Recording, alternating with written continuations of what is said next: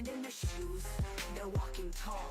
The skills are balanced, stories unfold, and as we watch, truth will be told. Voices of justice, sound loud and clear.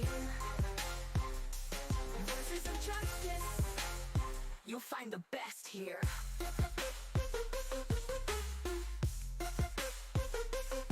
You'll get a sneak peek behind the bench, not what you're thinking or might expect. Judges and lawyers, officials too, here to tell their story to you. Voices of justice, sound loud and clear. Voices of justice, you'll find the best here.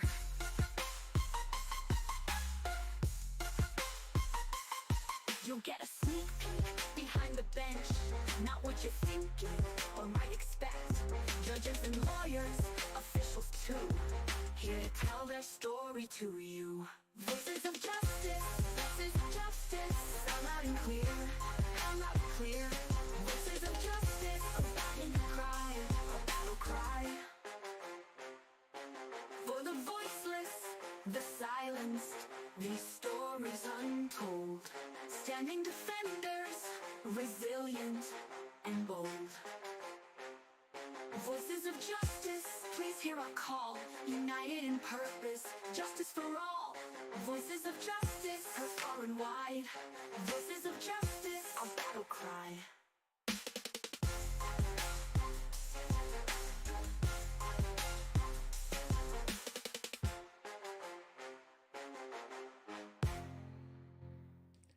Hello, everybody. All right. I am so excited. I am working on bringing my incredible guests here. We are having a little, there we go. It is Justin. Welcome, Justin.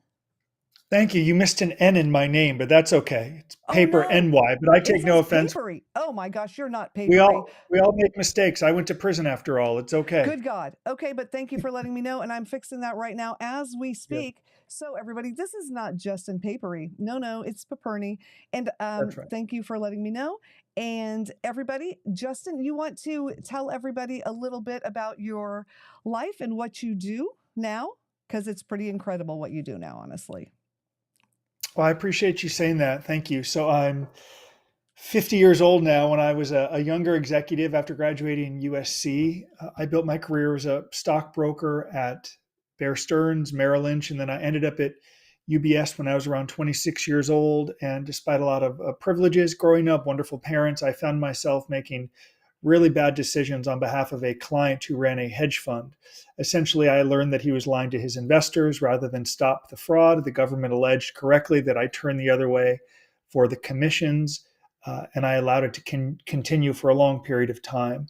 Then after the investigation started, I did what so many defendants do. They don't own it. They don't accept responsibility. They don't work well with their lawyer. They don't work well with the government. They just double down and make matters worse. I didn't know anyone that had been to prison. I didn't want to go to prison. I was scared. So not preparing properly really put me in a worse position with the Department of Justice and the FBI, and doubling down on that bad conduct led to an 18-month federal prison sentence. Had I responded more appropriately, an investigation or indictment could have been avoided altogether. And I began to get my act together when I was, good God, 33 years old in federal prison in 2008, with the kind of the weight and the totality of my bad decisions behind me and trying to map out some plan of what I would do moving forward. So I made bad decisions as a defendant. I began to make better decisions in prison. And now I run a national crisis management company called White Collar Advice that prepares defendants, any defendant willing to do the work, for all stages of a government investigation. Which I've got to say, I think is so absolutely incredible. We've had some comments on your interview because, you've done an interview here, as has Michael Santos. And some people are very confused, I think, that, oh my gosh, wait a minute, somebody that went to prison is coming out and trying to do great things. And I'm like, yes, you can go to prison and come out and do good things. And I think that's why I wanted to have you back on and let people talk to you live and see that, yes, you really are. And you're helping people, which, there's not a lot of people helping people that haven't been in prison. You know what I mean? So the fact that you've been there and you're such a good example, I think, of yes, people can turn their life around. They can decide to change and do better things. And what made you decide that you wanted to do that kind of thing when you got out?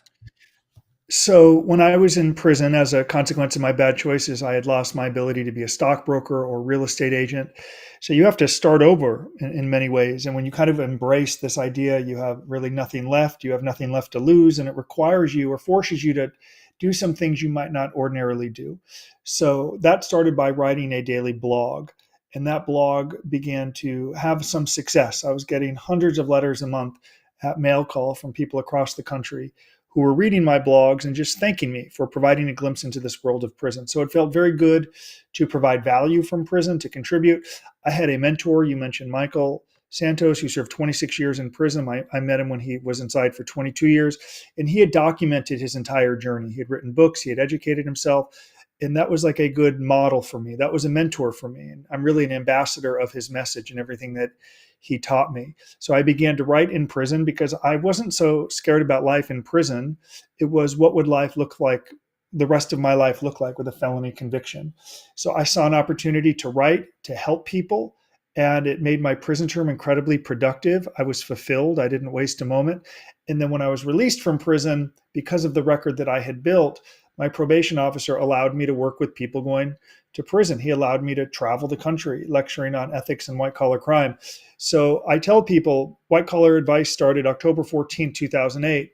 That was the day I wrote my first blog and sent it home to my mom, and she put it up on my website. And I've been creating content like you every day ever since.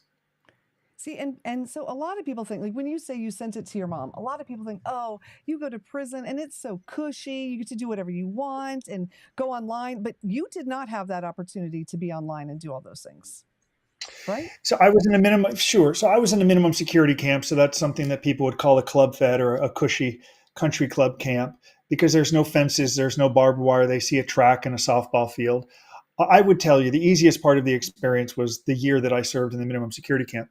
Certainly there are aspects of the experience that are uncomfortable, but I'll never complain about them, and too many people do. I knew really quickly I had it better than most. And rather than complain about the showers and the toilets and the job, I chose to embrace it and make the most of it. To the computer access, there wasn't email at the time when I was in prison. So I just pulled out a pen and paper, hand wrote it, sent it home to my mom. There is email in prison now because we get emails all day from people in prison.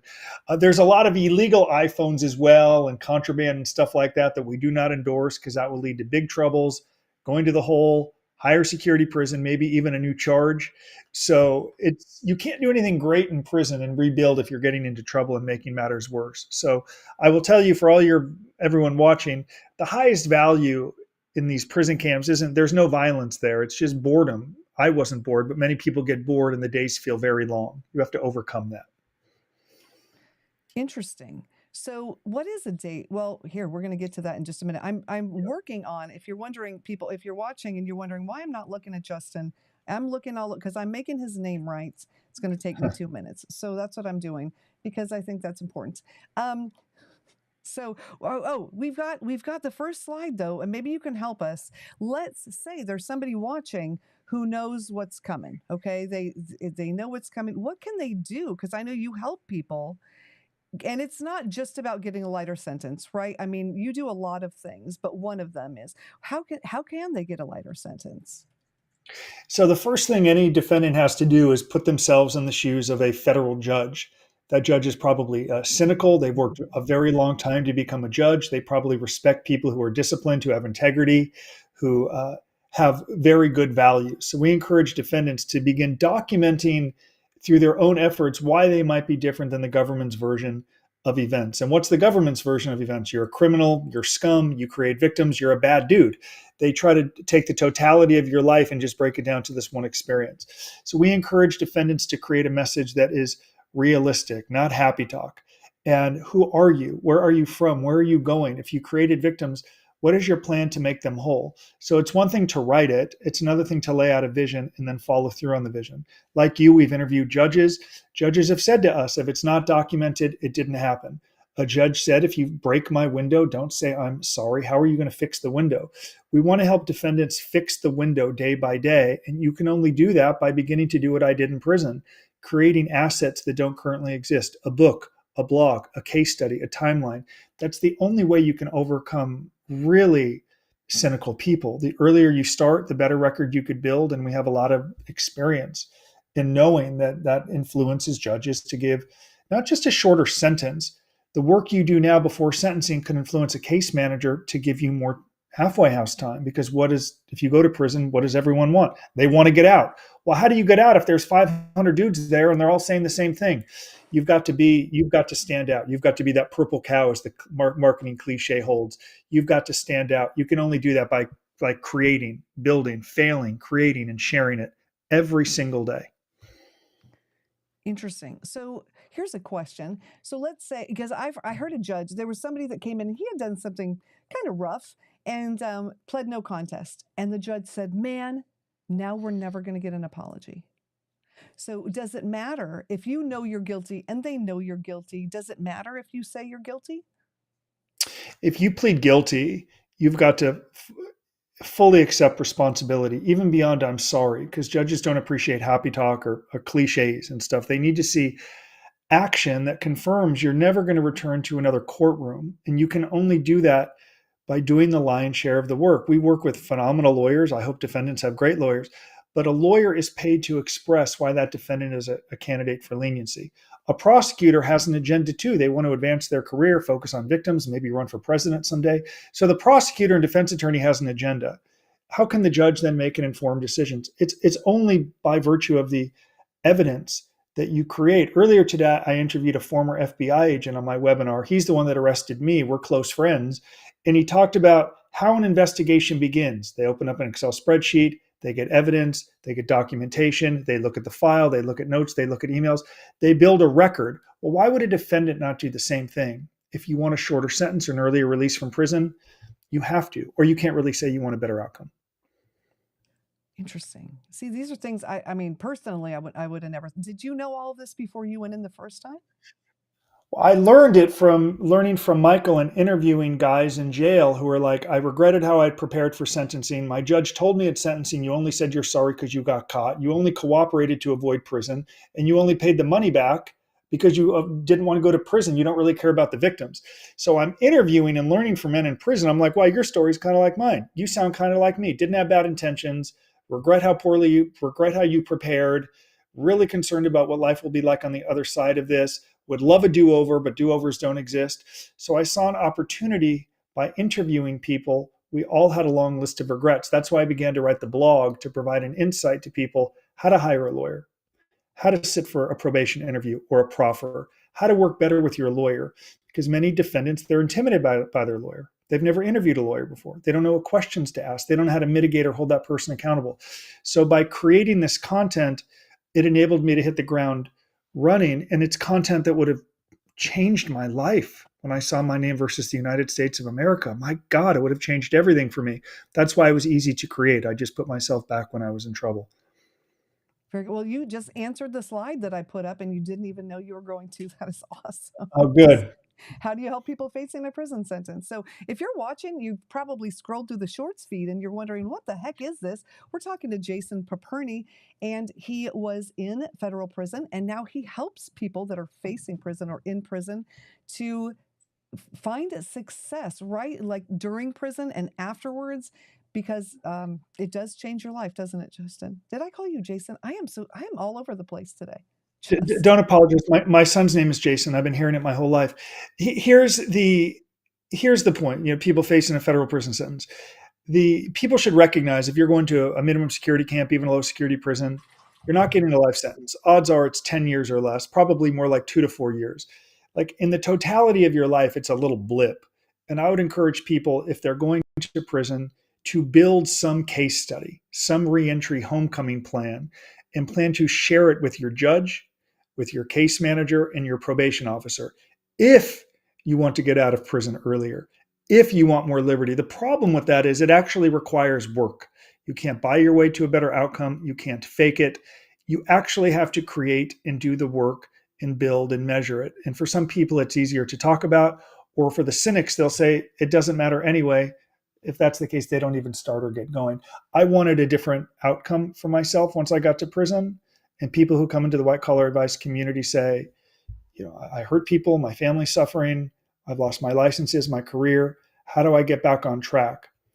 You only get back on track by creating and influencing.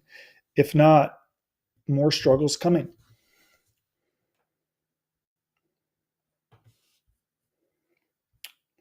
I lost you. Your audio went out for 1 second. Thank you. There I you was go. pouring tea and I didn't want you to have to listen. So you own what happened all the time. I mean, you say it every time I talk to you. You must say it 5 times. Like, I did this thing. I was guilty. I did not admit it. Why is it that you do that?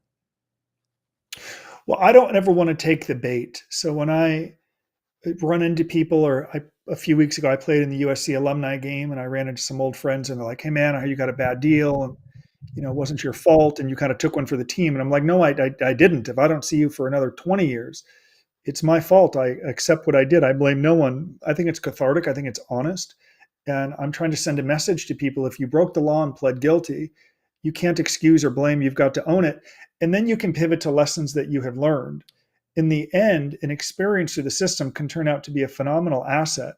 It has been for me and so many people that come into our community. It's an asset if you share what you have learned, if you share how it has improved your life, how you're helping other people or being part of the solution. So we have a nonprofit that influences 1 million people in prisons and jails. That never would have happened unless I had gone to prison and met Michael. So I don't want to blame and excuse. I want to own what I did and encourage other people, if you did it, to do the same. And when you do, most people will empathize and say, we're human beings. We make bad decisions. I'm glad you have learned from it. I'm glad you're better because of it. If not, it's just a continuation of what too many people do, is blame and excuse and rationalize. And I just don't want that for my life. That's awesome. So I asked a bunch of people before I had you on the show to ask me questions to ask you. And one of them is, how did you perceive yourself before prison and how did that change afterwards? So I went from arrogant and kind of entitled and selfish to humble and deferential very quickly once the FBI showed up. So I'm someone who had a lot of opportunity in life, never knew anyone that had gotten into trouble, raised with the greatest parents you could imagine, had all these blessings. I was a baseball player through college and I had coaches that held me accountable. So there are some people immersed in the system who have come from struggle and poverty and addiction and homelessness. And it's not an excuse, but it's easier to see how so many could end up in a courtroom. In my case, I had no excuse. So once I got to prison, this humility set in and the recognition that I had hurt people and failed and let my parents down. And admittedly, I didn't really get it till I was there, standing for count, separated from family, working in the kitchen, doing pots and pans, seeing real struggle for the first time in life with many of my fellow prisoners. And I got a sense of gratitude. I appreciated what was left rather than what I lost. I appreciated the sunset, or that I could walk the track, or I could run, and that I only had a year sentence when my bunkie had like 9 years for dealing drugs. And it's like, wow, dealing drugs, a nonviolent crime, mandatory minimum. I got a year for a white collar crime. Is it fair? I don't know. I'm just so grateful it's not longer. So you find perspective through the lives of other people and good literature, and having a very good mentor in Michael to set an example of what to do and what not to do every day in prison. You got to find a good role model. So yeah, let's talk about Michael. So was Michael, he was still in prison when you heard about him? I thought he was out. So Michael was a prolific figure already. Like, he's like the Anthony Robbins of prison. So before I went to prison, my mom was reading all of his blogs, and she'd say, "You have to read about this guy, Michael Santos." And I was very arrogant. I was like, "I don't want to read blogs from some drug dealer that's been in jail for more than 20 years. I'm good." And then I got there, and Michael and I were in the same dorm, Dorm D at Taft. And he came up and he shook my hand and said, "How long are you here for?" I said, 18 months. He said, "I'll serve every sentence of that day with you," because he still had 4 years left. And I adjusted in prison like many men do. I wasn't watching TV all day, but I was exercising all day. And while I was getting fitter, I wasn't really preparing for life after prison. And one day, I wrote about it in my book, Lessons from Prison, that anyone can get for free at White Collar Advice. Do not buy the book. as I wrote in Lessons from Prison, I was in Michael's cubicle one day and I'm like showing off. I'm like, oh, I ran 10 miles today. I did all these pull-ups. And he's like, hey, bud, um, tell me, how much are people going to pay you to do those pull-ups? I'm like, what? And he's like, how much are people going to pay you to run those fast miles? I'm like, well, I don't think anyone's going to pay me. Then he's like, on a scale of 1 to 10, with 1 being the worst, how aggressively are you really preparing to overcome this conviction? And I'm like, maybe a 1. And he's like, yes, you see guys scared to go home. They turn down visits with their wife. They're scared to go home. They turn down the halfway house because they can't be a doctor, lawyer, or accountant anymore. Why are you any different from them? Or are you just going to expect one of your USC friends who's rich to give you a job as a favor? So that was like an aha moment for me. And then I pivoted. I still exercise in much shorter dosages. And that's when I began to write the blog and read literature that really related to the life I wanted to live. I just didn't read books. Actually, I would write a book report that Michael taught. Why did I read the book? How will it help me in prison? How will it help me moving forward? And by being very productive, I felt like I was building my way out of there. And by sharing it with the world, which is what I would encourage any prisoner to do, anyone to do, anyone should create content. Some will watch it, some won't. I have some videos that get millions of views. Sometimes I film a great video, it has 80 views. Don't care, I'm doing the best I can, right? Share and create content. You never know who it will influence. You never know who it will inspire, but it takes courage to put yourself out there, to try. And I was willing to do that from prison, but by trying, you know when to pivot. By now, as a content creator, you have an idea what works, what doesn't. You get a sense of that. Well, you only know that by doing it for a very long period of time. I began to do that as a writer, and I would encourage anyone traversing the system to do that and share it with everyone, starting with your judge. Ooh, starting with your judge. So That's right. So what can you do to influence, well, not influence your judge, I don't know what the right word is, but to communicate with your judge that you would want to do something better, or yeah, how do you communicate with the judge? So if judges are used to hearing, I'm sorry, I will never do it again, you have to create a different message or a framework for them. And the only way you can do that is by showing somehow that you're part of the solution. You can do that through volunteering and impacting people's lives. It's essential as a defendant, I think, that you're working so you can earn a living as a law-abiding citizen. Many people lose their jobs and feel some work is beneath them. I think all work is honorable. So working is very important. Uh, Paying back victims, if possible, is a very good idea. I set aside money at sentencing. That helped lead to a shorter sentence. So they just don't want words on a paper. They need action and follow through. Post-sentencing as well. So someone in our community, for example, the government asked for 4 years in prison. He got 2 years in prison. It was a great outcome. And he's like, well, now what? I'm like, you need to prove worthy of the 24-month sentence your judge gave you. The government just asked for 4 years. How do you do that? I said, well, just like you created something that didn't exist for your sentencing, you now need to create something post-sentencing. And let's write a letter to your judge. Your Honor, I'm so grateful that you gave me 24 months instead of 48 months. My goal has been to demonstrate to you what I've learned, where I'm going, why I will never return. My goal in writing this letter is to share with you what I plan to do in prison, how you can hold me accountable, how my family can hold me accountable. I lost my career as a physician. I'm planning to build this. So you just share that progress. And that is the only way that you can look different in the eyes of really like cynical stakeholders. One more thing I'll say, like we have former BOP people on our team, and they all say to us, like John Guston, who ran the halfway house of the BOP for 25 years, you only get out of prison earlier if you make it in a case manager's own interest to release you earlier. If they got 3 beds and 10 people want it, who are they going to give the 3 beds to? The person that has done the work. If you do the work with good messaging, better outcomes follow. And I've been doing it for 15 years, and I'll do it to the day I drop dead. Oh, and you said stakeholders. Can you explain what that means for people who don't know? Anyone involved in a government investigation is a stakeholder. Your defense attorney is a stakeholder. They have an agenda. Mitigation consultants are experts. We have an agenda as a stakeholder. The prosecutor is a stakeholder. They have a desire to get convictions, advance their career. The probation officer is a stakeholder. That probation officer is going to write a report that recommends how long you should serve in prison, if at all. Probably makes sense to begin influencing that probation officer now. Of course, your judge is a stakeholder. What so many people do poorly is they just think about influencing the judge, like I'm going to make a statement at sentencing. And they don't realize that, like, wait a second, I might not get sentenced for like 2 years. There's a great book your audience can read. It's called Persuasion. I did a webinar on it. And the idea is if you're a defendant or anyone, you should be working to persuade people who will then persuade somebody else. In other words, you want to persuade your probation officer who's going to persuade the judge. You want to persuade the prosecutor who's going to persuade the judge on how long you should serve in sentence. The earlier you can do that, the better. I'm always working to influence stakeholders and create content that influences them. Defendants should do the same exact thing, but it requires work deliberately and daily. And some people do it and some people don't. And those that do it get better outcomes.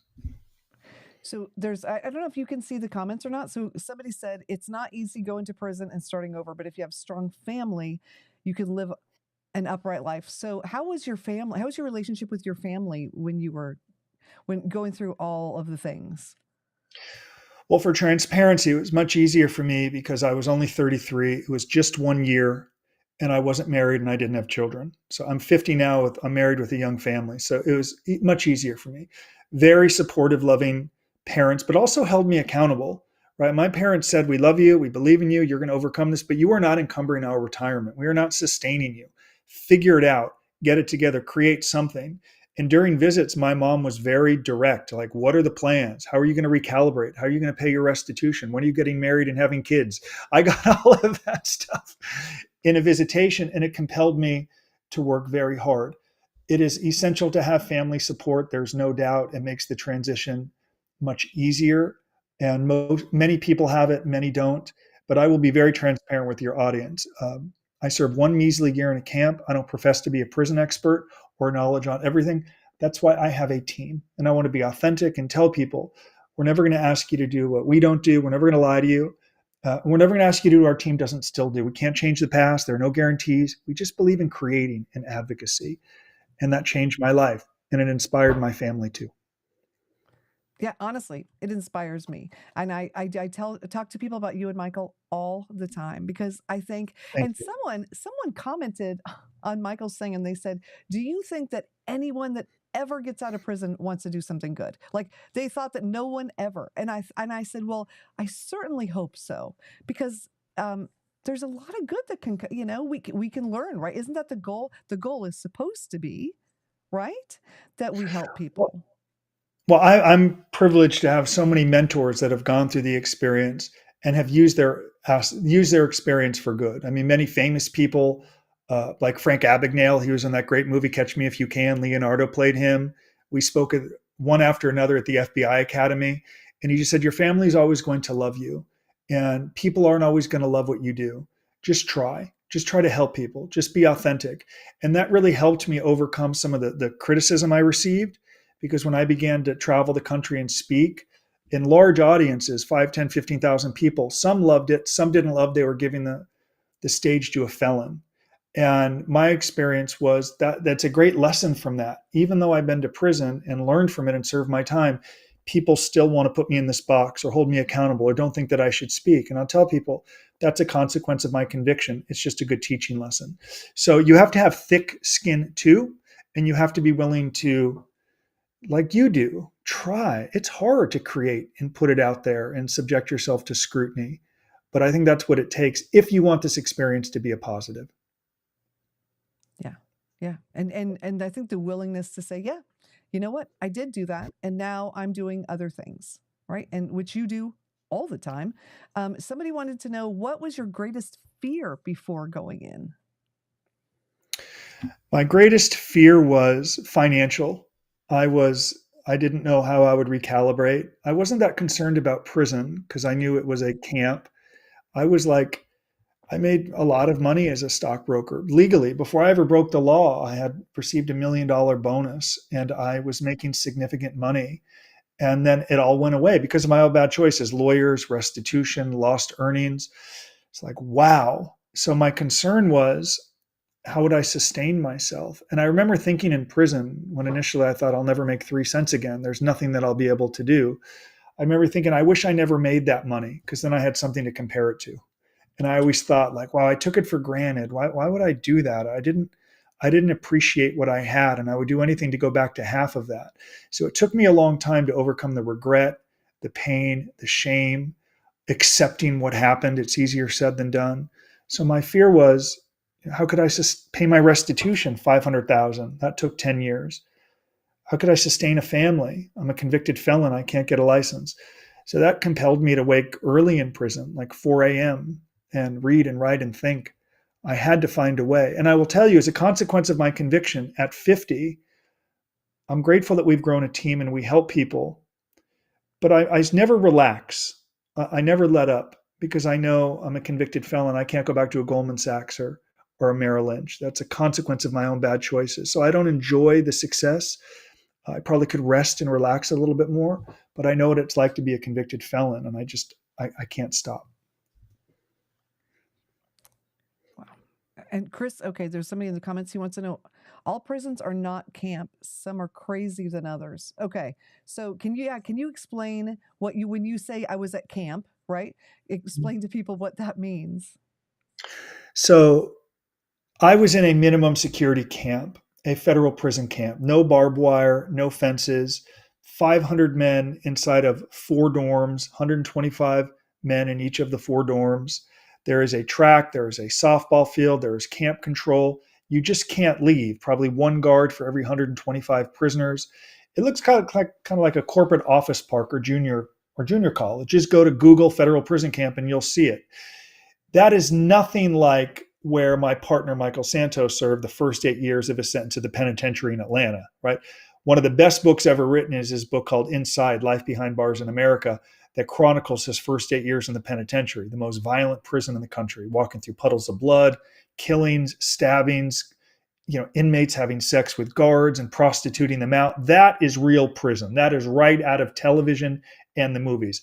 I did not endure that, which is why I say the highest value isn't like violence, it's boredom. Some dudes were so bored they would like watching paint dry from 1 minute to the next, which is why a year would feel like 10 years. That I didn't want. That I couldn't have for myself. But I was in a minimum security camp. Easiest part of the journey. All right. Chris says, I would know I did time in the DOC. Do you know what that means? I don't know what that means. Yeah, Department of Corrections. Okay. All right. So yeah. So we got somebody here that did that. That would have most likely been a harder experience, by the way. So I love how you just tested me to see if I knew what DOC meant. That was a prison test. I passed it. Thank you. Department of Corrections could be like a state prison. Harder. I would suspect his experience at the Department of Corrections was harder than I endured in a minimum federal prison camp. But please, to your question. Well, yeah, and there was something about drones when you did your interview with me. And yeah, they drop them. So there's a lot of illegal stuff going on in these minimum security camps or any prison. So I'm in Southern California, right? So like In-N-Out Burger is very popular. Okay. So there'll be a drone that will drop the double doubles or marijuana or cigarettes or vaping pens or drugs. The synthetic K2 now is very popular. They will drop iPhones, and it is a very big market. It is very expensive. The underground market, a cigarette could be $10. An iPhone could be $500, and you got drones dropping them. Someone will go out and pick it up. Sometimes staff members are involved. A guard a week in America gets arrested for doing something wrong, and perhaps they can be manipulated inside of this prison environment or cross boundaries, or many like the idea of kind of temptation. Can I get away with it? It makes an otherwise boring job exciting. But yes, to answer your question, there could be some drones dropping bad things down outside that track. That is so incredible. All right. How long was it from the time that you first saw, I don't know if it was FBI or police or whatever. Did you talk to police or was it FBI first? Paul Bertrand, the FBI agent, showed up at my home April 28th, 2005. I lied to the FBI. That's a mistake. 1 year later, I read a press release that my co-defendant had pled guilty and was cooperating against me. A year after that, I pled guilty. And 3 years to the day after the FBI showed up at my front door, on April 28th, 2008, I surrendered to a minimum security camp for 18 months. Some people will knock, and I have no problem with it, knock that my sentence was brief. It was just 18 months, and they'd be right. The hardest part wasn't prison. It was the 3.5 years waiting to get sentenced, the wondering, and my life on hold. And I didn't live with dignity. I complained. I blamed other people. I put on weight. I smoked. I made myself out to be the victim. It's terrible to live as a victim in life. You get nowhere. Gosh, it was terrible. I would do it all over if I could. And so the 3.5 years was hard. It was frankly much easier when I got to prison because at least the prison term was clearly defined with a beginning and an end. Yeah, and you knew what to, well, relatively, once you knew what to expect. But yeah, I would imagine that that time would be horrible. So when was and this isn't on a slide, but, and I don't know, this sounds bad. When was the worst moment? Like, was it having the FBI come to your door? Was it sentencing? Like, what would you say was the time when you were like, oh, good God, this could I'll not tell get you worse? I'll tell you when the worst moment is. When you don't hear from the government for 3 or 4 months because white collar crime cases take a long time to play out. You want to convince yourself maybe they have forgotten about me. They've moved on. Then it's a Thursday afternoon and I'm working or playing golf, or I was selling real estate at the time. And I get a call from my lawyer, Joel Athey, and he says, well, it's time to go in and finally plead guilty. It's like, wow, it's right back up in front of me. So it was random times when I would get a call. It could be 11:30 and I'm laying in bed, and envy is a terrible thing in life. I think envy is when you don't want someone to have something. And I would lay there in envy of my friends and even some family members who were married and building businesses, and they were successful and they were doing it the right way without cheating. And I hated them. I didn't want them to have it. Those were the worst moments for me. And overcoming that envy and hatred and jealousy, it took time. And it only started when I finally said, like, I'm responsible for my own life, for my plight in life. And it took a lot of work and a lot of pain to get there, but I'm sure glad I did. Yeah. Well, I'm glad you did too, because I think, I mean, how many people? Because I know you have a meeting every Monday, right, with people that are facing what you faced. Yeah, so every Monday at 1 p.m. Pacific, 4 p.m. Eastern, we host a weekly webinar. So today I interviewed a former FBI agent, 2 weeks ago, a former director of the Bureau of Prisons, or I'll lead it every week, preparing for sentencing, preparing for prison, how to avoid problems in prison, how to get off probation early. We did one recently, like 10 ways that people violated their probation and went back to prison. So it's all stages of a government investigation to help people advocate and create. And we give away tons of free resources on the webinar. They can just register at whitecollaradvice.com. It costs nothing. We don't pitch, we don't sell, we don't say give us money. It's just something we do every week and give away as much as we possibly can. And it's a way for us to give back and educate. So every week we maybe have from like 30 to 250 people on there, depending on the subject and how well I market the event from the prior week. That's awesome. And today, you didn't mention it this time, but you had said before, the FBI agent that you had on the call was the one that came to you. Paul Bertrand, who showed up at my home, I interviewed him today. He found me. Someone says, what is the best thing someone can do if they're being investigated? Do exactly what I did. You create an asset to influence a judge. When I was in prison, I wrote a blog and then a book. And then Paul Bertrand, the FBI agent, read the blog. And then I came home and he bought the book. And I actually sent him a note that said, thanks for buying my book. I'm now officially, I'm not unemployed anymore. And I sent it to the FBI agent. So on the webinar today, I said, like, why did you buy the book? He said, well, I was impressed by what you were doing. You were sharing lessons. It was clear you wanted to help. And if your blog was helping people, I figured your book would as well. And then he invited me to the FBI Academy to speak. So he's a stakeholder for me, an FBI agent, a judge, anyone who I'm looking to have influence over or help. And you do that by creating really good stuff and helping. And I will say to defendants listening, it's hard doing it on days where you're depressed and down, you can't get out of bed, you can't brush your teeth. And I'm not Tony Robbins here. I'm just telling you to take responsibility for your own life. It's the days you don't want to do it, but do, even if you think no one will read it, no one will care. By building and creating daily and incrementally and sharing it over a sustained period of time, that's when like the magic happens. And I beg defendants to block out a certain amount of time every day only to work on your own case in life. So it's like I get up at 4, at 5 o'clock in the morning. By that time I'm working. 7 to 8 I'm getting my kids to school. Maybe I'll run, and then I'll say for 5 hours I'm going to do nothing but whatever my highest priority is.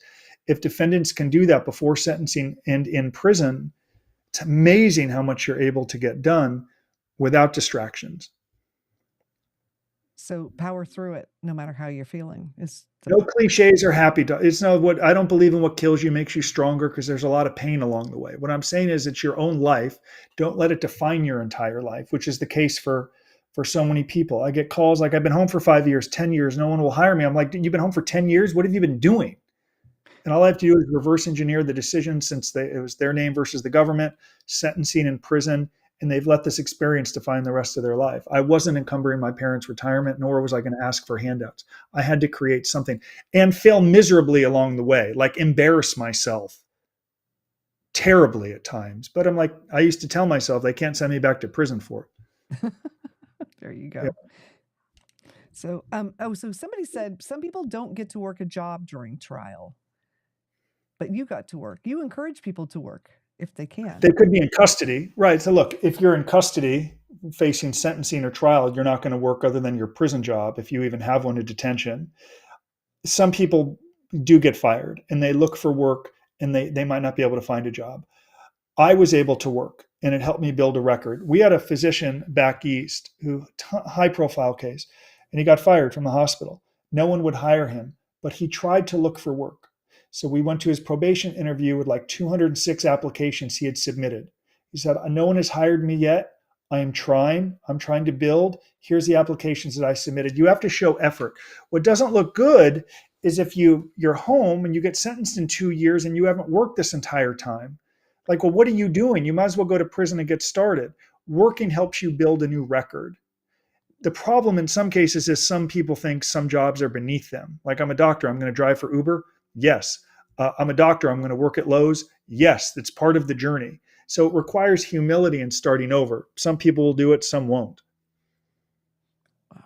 All right. So here's another question we had. What was the most difficult part about getting out of prison?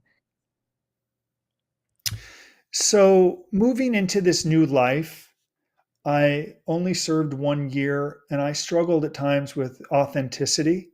Only having served 1 year, learning so much from Michael, I didn't want to profess to say things to be an expert on areas I was not an expert. I was only in one prison. I never went to the hole. I was never in transit. So I really wanted to build a business around my expertise and my team. But it was difficult transitioning, trying to get people to buy into what I was striving to do, pressure to pay my restitution every month to sustain myself. But I was willing to try. I took my book, Lessons from Prison, and this was difficult. I would cold walk unsolicited into law offices and I would hand them my book and many wouldn't take it. Some threw me out. I would go to sentencing hearings in Los Angeles and a defendant would plead guilty and I would follow him to the hallway and give him my book. I'd be like, dude, this is crazy and weird. It's odd. I know. I just got out of prison. I was in your shoes a year ago. I wrote a book that I think will help you. Here it is. Some took it. Some hired me. I saw one dude throw it in the trash. I'm like, hey, it's your book. You can do whatever you want with it. So it was difficult kind of recalibrating and starting over, especially in 2009, where we were coming out of this great economic recession and feeling pressure to produce. And it's one thing to say you're going to be ethical and honest in prison when taxpayers are warehousing you. It's another when you're home facing real dilemmas and pressures to make the right decision. Eddie wants to know, what were you in for? So I pled guilty to one count of conspiracy to commit securities fraud. My Judge Wilson said at my sentencing, I am tired of salesmen turning the other way for money. Most don't get caught. You did. I would argue I did worse than that. I knew my client was lying to people to raise money, and I could have stopped it much earlier. I participated in some meetings I should not have, but I was a stockbroker that executed trades on behalf of a client, and he was losing money and raising money and losing money and raising more money. And of course, we knew he was only raising money by lying to people. And I had a significant interest to keep my mouth shut because he was paying like $100,000 a month in commissions. And I was 26 and I thought it was all the money in the world. What I didn't realize then was like, who cares if you make 100 today illegally, if you're going to lose everything and if it's to your long-term detriment, not just financially, but reputationally, emotionally, physically, biologically. It's brutal. I didn't consider that then. All right. You're welcome, Eddie. Yeah. If you've got more questions, ask questions. As long as they are, PG rated, that is what we ask. Because this is a family show and it is, because our family is watching right now. Can I chime in for a second? I have a great thought about family. Yes, please. A lot of spouses and children find us. I was in Boston several weeks ago for a couple of sentencing hearings, and it was the children that found us on TikTok and YouTube. And they called and they said, like really smart kids, like MIT and Harvard, like, wow, I was intimidated by them. I have a USC degree. And they're like, we love that you talk about how you can educate us to hold our dad accountable. So for some people, Jen, minimum security camp can be party time 101.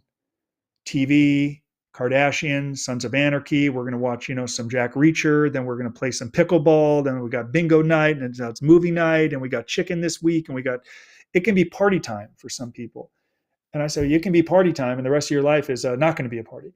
So for families watching this, or if you know someone immersed in the system, share this with them and say, what are you going to do in prison? How are you going to hold yourself accountable? How are you going to create something to influence your judge or your case manager to get out early? What are you doing to rebuild your career or reputation? How are you growing your network? And by doing that, and by families watching, they can hold their loved one accountable. Has to happen.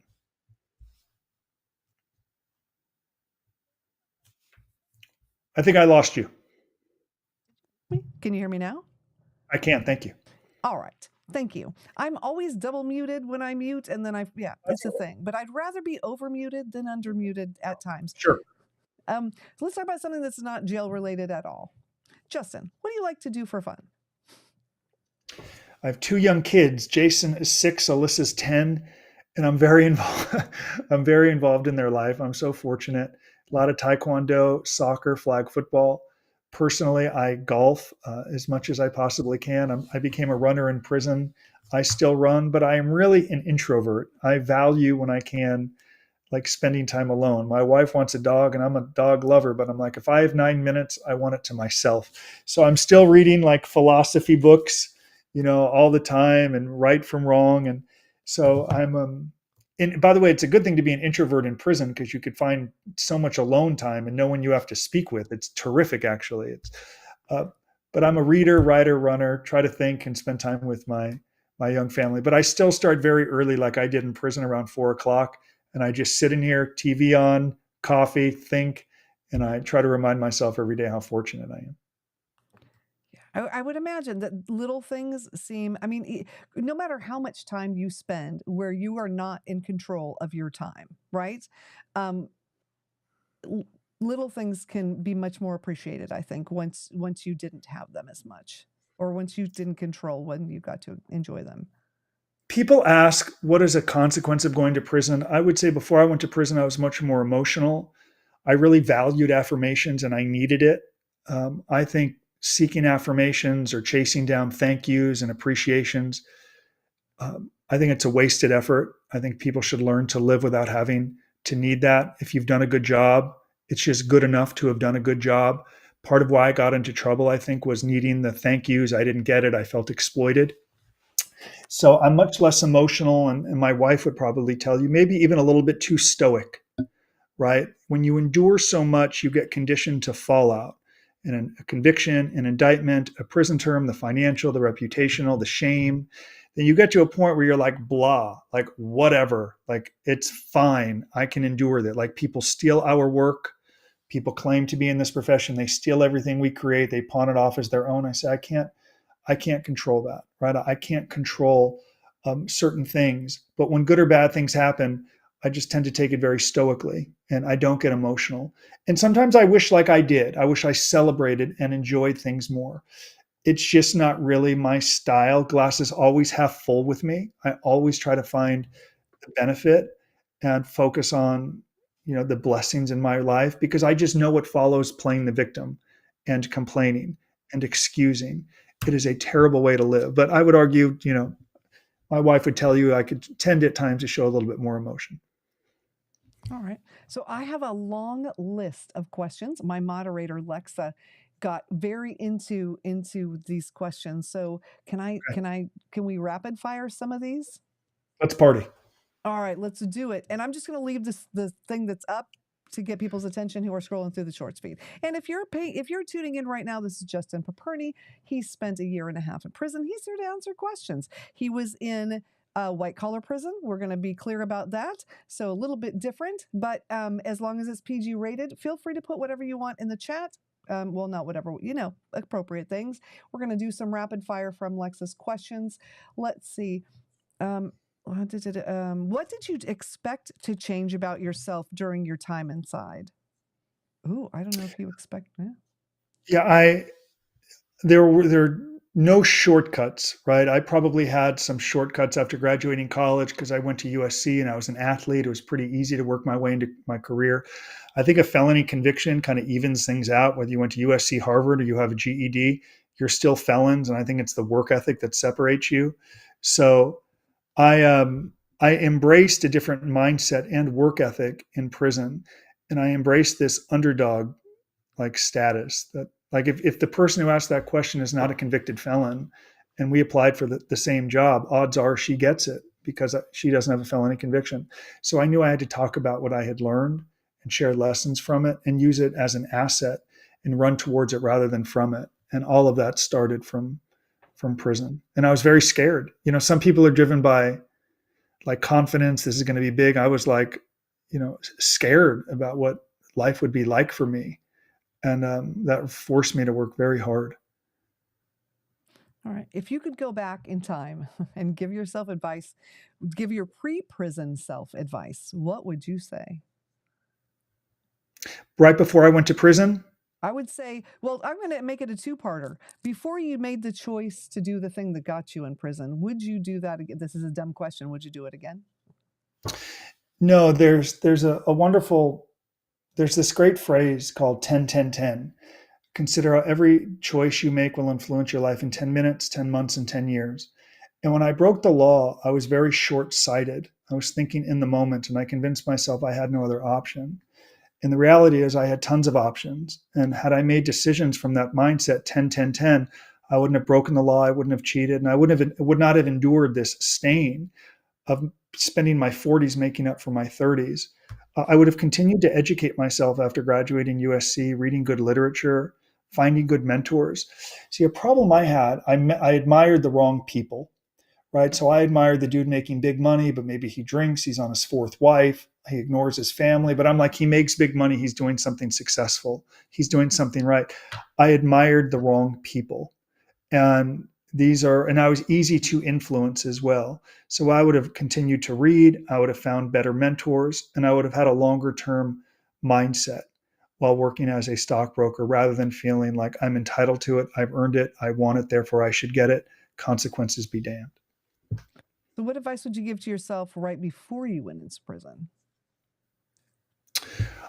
I would think bigger. Had I not met Michael, my life would have been different. Like so many people, it's like, I'm going to learn Spanish, which I should already have known because I took it all the way through college. But I'm going to learn Spanish. I'm going to get in better shape. It wasn't clearly defined. I didn't really have a plan. I didn't know what was coming. It was very vague. It wasn't specific. It wasn't clear. So I was fortunate to meet Michael because it helped get me on track and I had someone hold me accountable to the point where it was, and people should go to prisonprofessors.org and get a sense of what accountability looks like. The way Michael writes and documents and shares and teaches. That's accountability. So had I not met Michael, I wouldn't have done that. I'd have come home fitter, stronger, a little mentally better, I suppose, but I wouldn't have white collar advice. And I wouldn't have a community and team that influences tens of thousands of people. So I was very fortunate to meet him, but I wasn't thinking big enough before I went to prison. It was sort of like, hey, I'll just get through it. All right, and then I've got one that's a slide. We're gonna pull this one. Maybe we're gonna pull it up. Yeah. It seems like a downer, but what was your lowest? It goes up. What was your lowest moment in prison, and how did you find the strength to keep going? I think that's something that, whether people are in prison or not, there's a lot of people struggling, as you know right now, Justin. A lot of people struggling. So I think this answer can help a lot of people. So in one day, and believe me, I'm never complaining. I had it better than most. But in December 2008, in one day, my mom visited to tell me that my dog had died. And then earlier that day, I was served with a civil lawsuit. And it was very troubling for me to read the lawsuit because while I accept responsibility, the lawsuit wasn't accurate. Someone was trying to leverage off the fact that I was in prison and they knew that I didn't have resources to hire a lawyer and they thought they would get a quick settlement or judgment out. And it's very difficult to defend um, from prison. And then in that same day, I got news that a family member's health wasn't great. So that's like that's when you feel like you're in prison, when there are things you cannot control and you so sorely want to be home to fix and manage it. And thankfully, my family member turned out to be fine. I thought about the 11, 15 years I'd had with my dog, and eventually that lawsuit went away. But when all that happened in one day, I remember thinking like, I'm ready to go home now. but but even then, I realized like so many people had it worse because in prison, there are people. If you get paged down to camp control, that's concerning because that means something could have happened at home, right? You get a call that someone's passed away or there's been some bad news. So I never wanted to hear my name. And in retrospect, it could have been worse, but that was the that was the lowest moment that was the lowest moment, I suppose. And the strength, and you have no choice. I don't think I should be rewarded for having to continue with my prison job and sleep and get up the next day. I really had no choice. But it was finding perspective that really helped me get through it because most men there had it so much worse than me. I mean, I had a friend in prison. They shipped him all the way to California, and like his family had no money, and like he would see his kids once a year because that's how little they could visit. And that's devastating. That's low.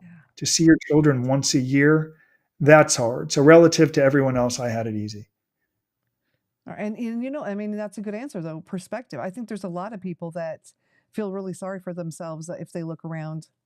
It could always be worse, I think. And Giancarlo says, after prison, it's important to get a job.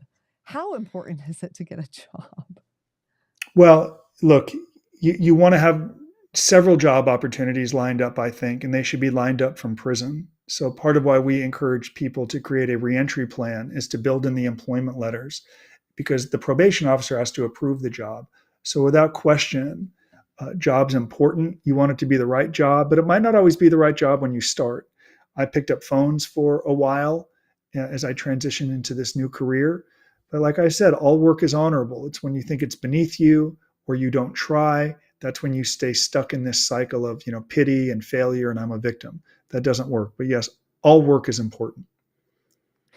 And there was something before we go because it's almost 8 already. It's been an hour. That's crazy.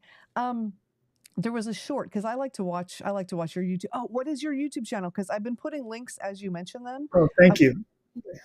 Thank you. White Collar Advice is the YouTube channel. I just put up a YouTube short earlier today about Elizabeth Holmes from Theranos who lost her appeal. And I said, today is her hardest day in prison because the finality has set in. She's going to serve her entire 11-year sentence, and any hopes on prevailing on an appeal are out the window. So I'm covering white collar crime.